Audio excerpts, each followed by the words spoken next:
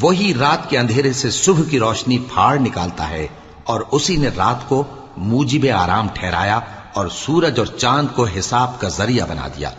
یہ اللہ کے مقرر کیے ہوئے اندازے ہیں جو غالب ہے، علم والا ہے۔ اور وہی تو ہے جس نے تمہارے لیے ستارے بنائے تاکہ جنگلوں اور دریاؤں کے اندھیروں میں ان سے رستے معلوم کرو۔ عقل والوں کے لیے ہم نے اپنی آیتیں کھول کھول کر بیان کر دی ہیں۔ اور وہی تو ہے جس نے تم کو ایک شخص سے پیدا کیا، پھر تمہارے لیے ایک ٹھہرنے کی جگہ ہے اور ایک سپرد ہونے کی۔ سمجھنے والوں کے لیے ہم نے اپنی آیتیں کھول کھول کر بیان کر دی ہیں۔